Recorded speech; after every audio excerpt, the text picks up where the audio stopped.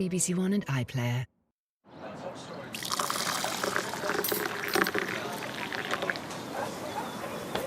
A tribute to Dame Vera Lynn tomorrow at 7:30, but now on BBC One Scotland, a big shout out to everyone fundraising, and in particular one extraordinary veteran. In a Change to the Build programme, Captain Tom, we salute you.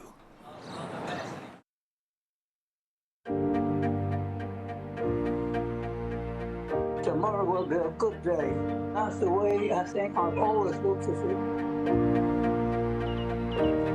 We as a country can show the same spirit of optimism and energy shown by Captain Tom Moore, that we will beat it. Together we will come through this all the faster. It's wonderful that everyone has been inspired by his story and his determination. He's a one-man fundraising machine, and God knows what the final total will be.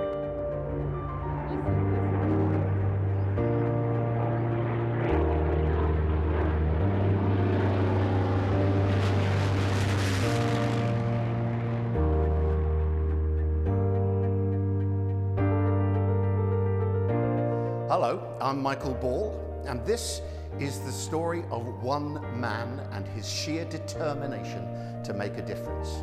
In less than 4 weeks, Captain Tom Moore has raised over £32 million for NHS charities, found himself at number 1 in the charts on his 100th birthday, and received literally tens of thousands of cards from all over the world. And tonight, I get to meet my hero at last, Captain Tom. I'm so excited.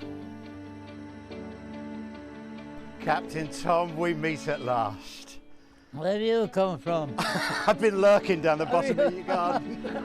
How are you, sir? I'm fine, thank you. How about you? I'm really well. Marvellous to see you come out of the blue. I know. Every crisis needs a hero. And in 2020, in the middle of the coronavirus pandemic, the UK found one. Captain Tom Moore, a man who served his country during World War II, was doing his bit for the national effort once more.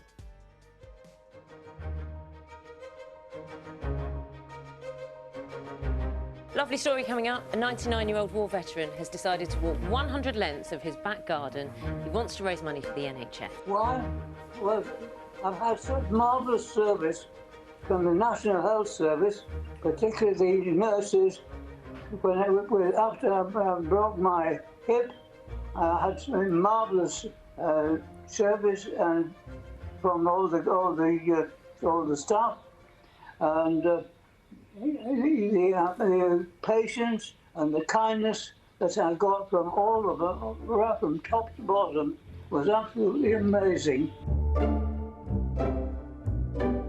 It was just an ordinary family day. In fact, just here, as you can see, having a barbecue.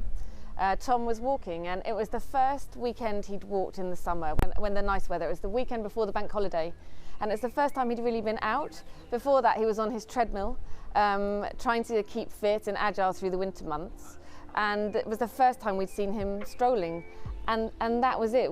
Between us, it was a familial, fun conversation. We said, well, if you walk 100 times, your 100th birthday's coming up, we'll pay you £1 for every length that you do. And I think I said, let's raise some money for charity. And he said, well, let's raise it for COVID-19, for the NHS.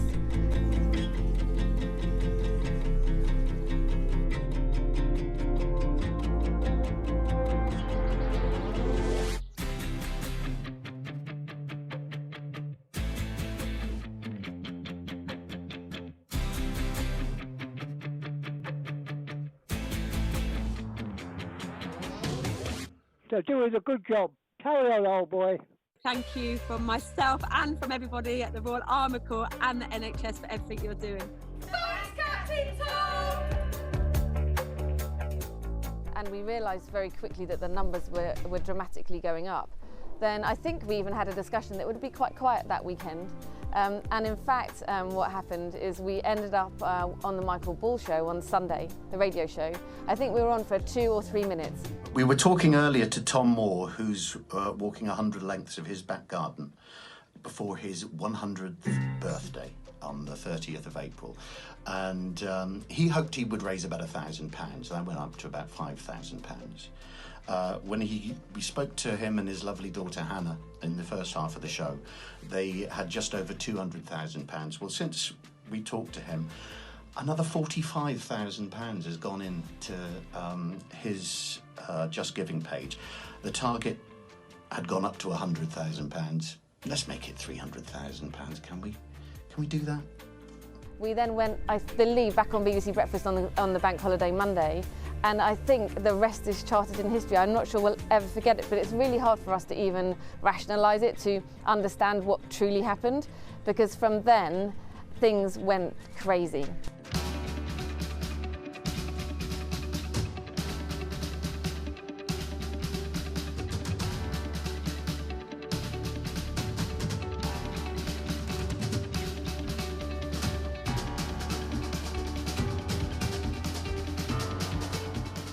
Huge congratulations, Captain Tom. You are absolutely brilliant. We love you. Well done. Congratulations on passing the million. You are an inspiration to us and to the millions of BBC Breakfast viewers who have been supporting you as well. Amazing. Well done.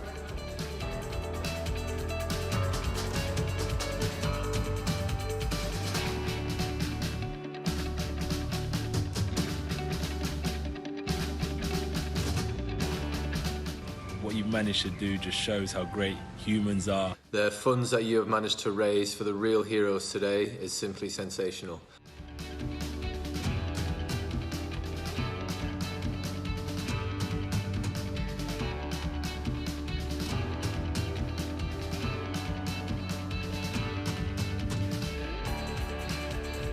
You may have heard the name Captain Tom Moore around the world. Captain Tom Moore ist ein 99-jähriger britischer Kriegsveteran. He's the humble World War II veteran who's captured the world's hearts. I know you must be absolutely exhausted, Tom. No, I'm not. I am. You are.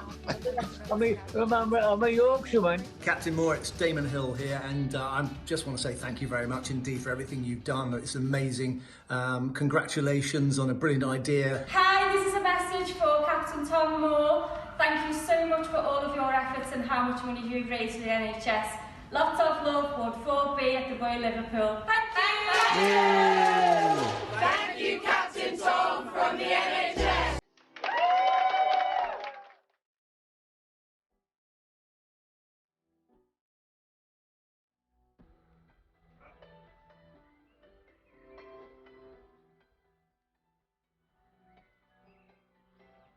In less than a fortnight since Captain Tom began his challenge, he'd become a global sensation. Your generosity meant that on the morning that he was due to complete his 100th lap, he'd raised more than £11 million. And here he comes, Captain Tom Moore, approaching his 100th birthday, 100 laps of his garden during lockdown, all of the money going to NHS charities, a guard of honour from the 1st Battalion, the Yorkshire Regiment. Inches to go, and there he is. Congratulations. Well done. Absolutely amazing, amazing achievement. Captain Tom, how do you feel this morning? Fine. I'm surrounded by the right sort of people, so yes, I feel fine. I hope you're all feeling fine too. It's amazing, and what I love also is that he's a 99-year-old vet. He's been around a long time, knows everything, and it's wonderful that everyone kind of is being inspired by his story and his determination. So, I think he's a one-man fundraising machine, and God knows what the final total will be, but good on him, I hope he keeps going. Yeah, that I think is absolutely amazing that my super prince can say some things like that. So, how do you top that? You'd think that a message from a future king would be the icing on the cake. But as he finished his walk, something happened on BBC Breakfast that would mean that he and I would embark on an extraordinary musical journey together. When did Tom realise this had turned into something completely different? It's only 9-10 days ago, I think, that this all started, and I still think we are absolutely floored by what has been achieved, but we're so happy, so humbled and so proud.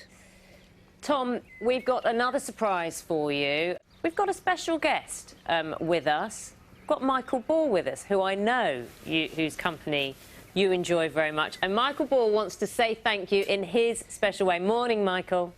Good morning, Naga, and good morning, Tom and Hannah. I go to bed, it's 10 million. I get up, it's 12 million.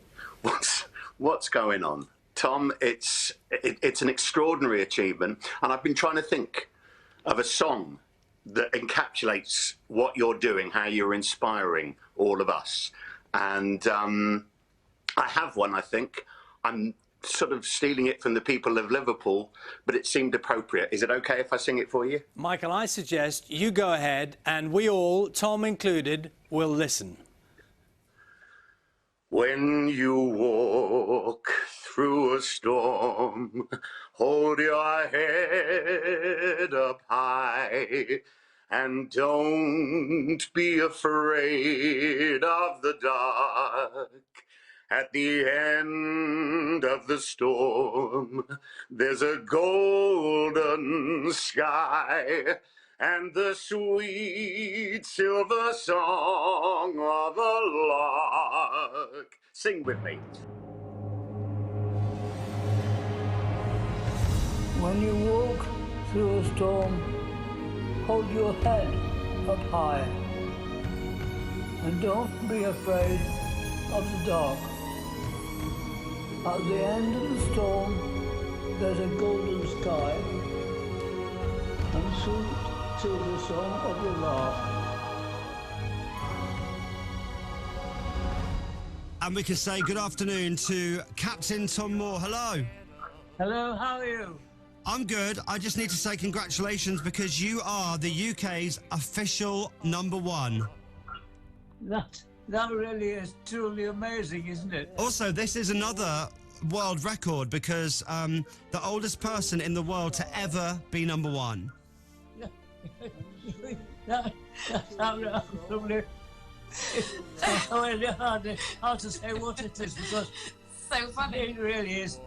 I mean, that's a special something, isn't it? Walk on through the rain, though your dreams be tossed and blown. I think on a personal note, I can say it's George as well, he's been our hero since we were born. We've always loved him and cherished him. I've lived with him since I was 3 and her since she was born. He's been a vital part of our life. We've had struggling moments where Dad's been in hospital or so on, but he's been a real rock in the family. I think it shows in the interviews you see him that he is a really good guy, and I'm so glad that we can share him with you. Everyone's like, oh, aren't you Captain Tom Moore's granddaughter? Like, oh, yes, because everyone's coming up to us. Even though we have to social distance, it's been really fun, everyone coming and then everyone saying thank you very much for what you've done. We're saying thank you. I think on a personal note for me, I was meant to be taking my GCSEs in about a few days, so I would have been revising. All this time I would have been revising and how life changes, I guess. I guess this shows how life flicks very quickly from one thing to another, but I'm so glad it has happened. This has been an incredible experience and one I'm so grateful of.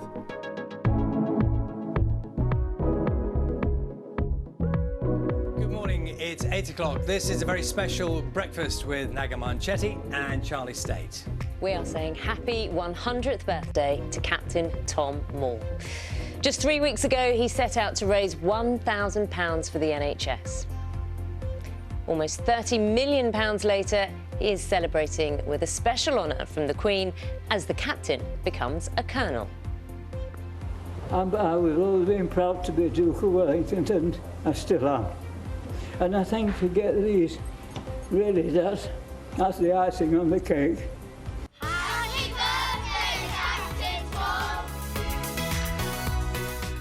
birthday, Captain Tom! Happy birthday, Captain Tom! Happy birthday, Captain Tom! Happy birthday to you! We can talk to the man himself. On behalf of BBC Breakfast and everyone who has celebrated your achievements across the UK, let me wish you a very happy 100th birthday. Thank you very much. Thank you, Naga. Thank you. How does it feel? 100 years old today? It hardly feels any different yesterday. I don't know what you're meant to feel like when you get to be 100. I've never been 100 before. I know I speak for the whole country when I say we wish you a very happy 100th birthday. Your heroic efforts have lifted the spirits of the entire nation, and you've now inspired the most incredible generosity, raising over £29 million, supporting the cause closest to all our hearts.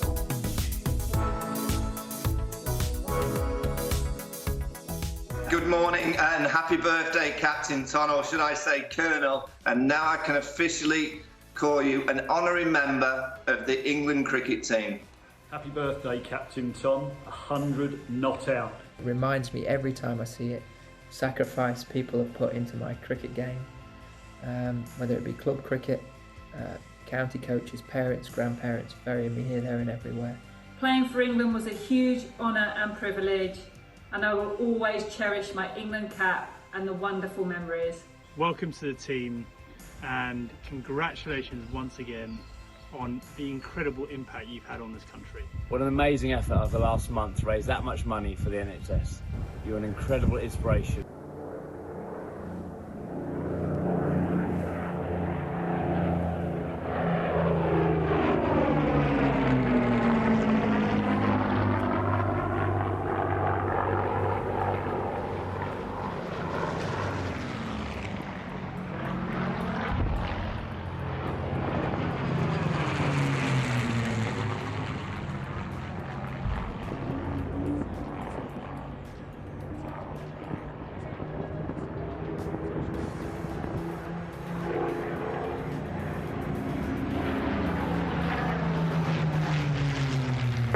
Congratulations on your 100th birthday.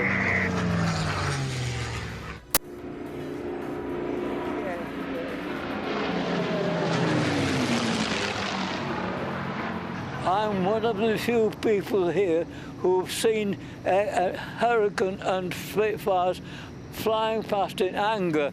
Fortunately today they're all flying peacefully. It really is fantastic. And thank you very much. Thank you. The pleasure is all ours, Tom.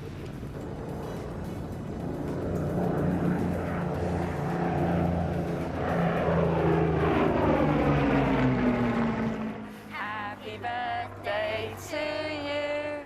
Happy birthday to you. Happy birthday, Captain Tom, Daddy, Grandpa. Happy birthday to you. Hey!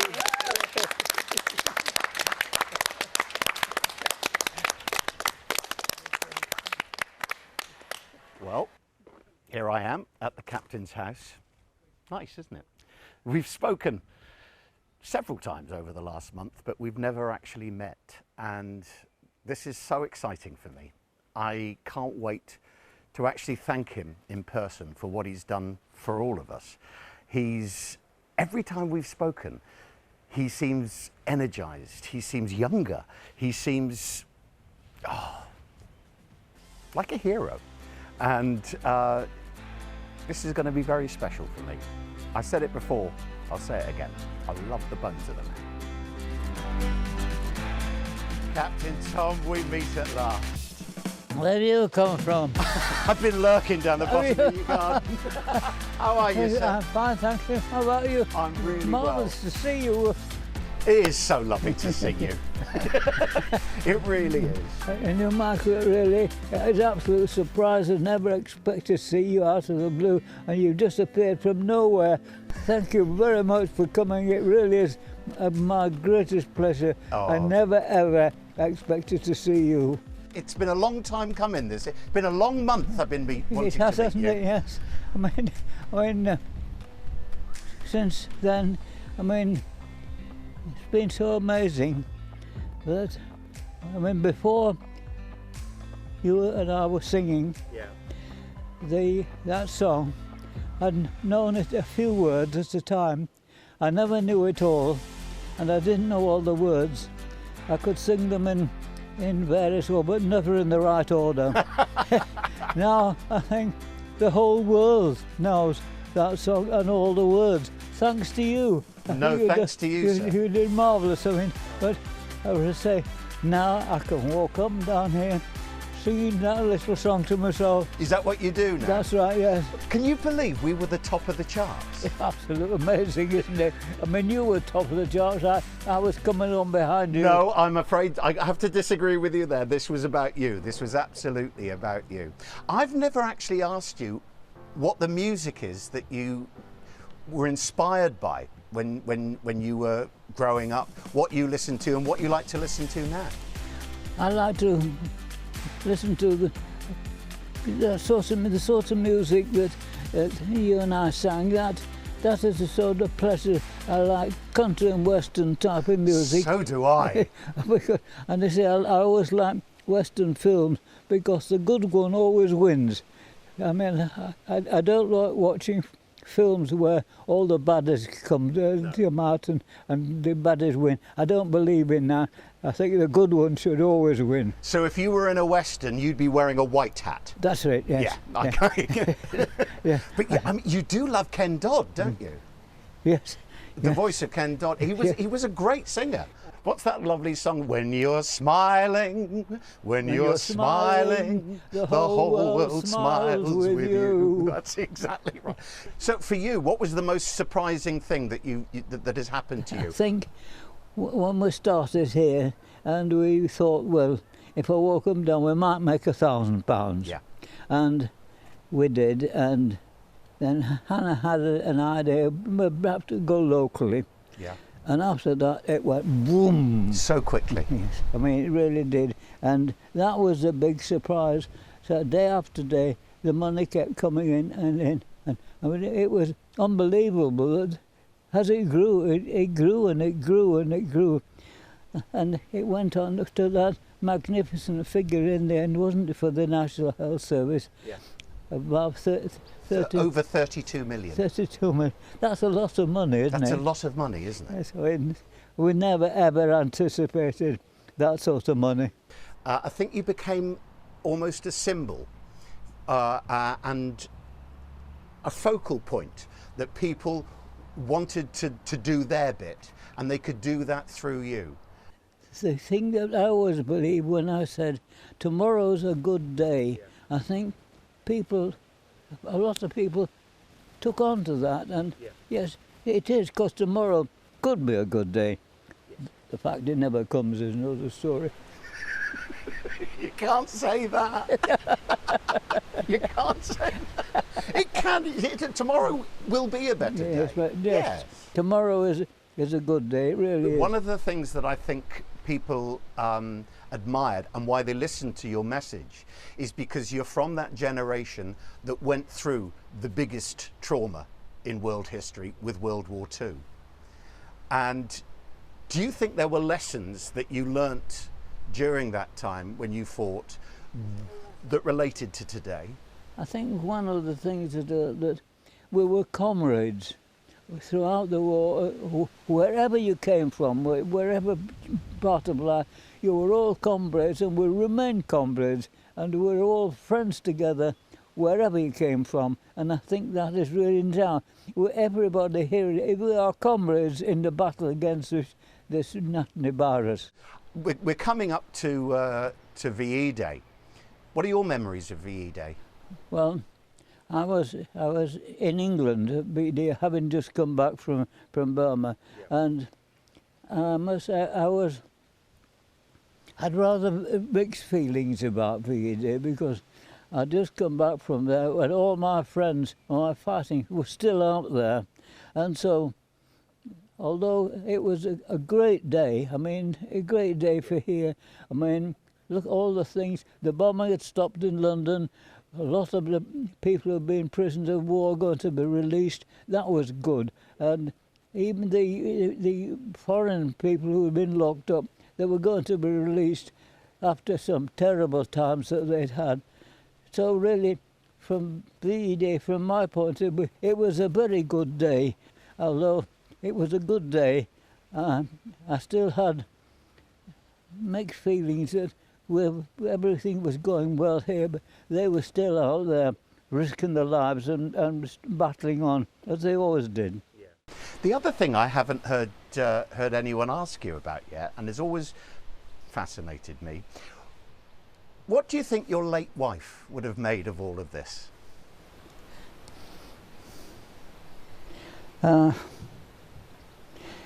She would have thoroughly enjoyed it, but she probably wouldn't. She was rather entirely a shy person. She would have thoroughly enjoyed it, but she would have stood back a little bit, and she'd been standing by me and say, "You're lovely." I said, that's what she would have enjoyed it, but quietly. Yeah, yeah. She would have been very proud, I'm sure. Yes, that's right. Very, very Yes. proud. So, Tom, I think there is one last thing to do. I think we should sing a little bit of our song together. All right, yes. Are you happy to do that? Yes. When you walk through a storm, hold your head up high, and don't be afraid of the dark. At the end of the storm, there's a golden sky and the sweet silver song of the lark. Walk on with hope in your heart, and you'll never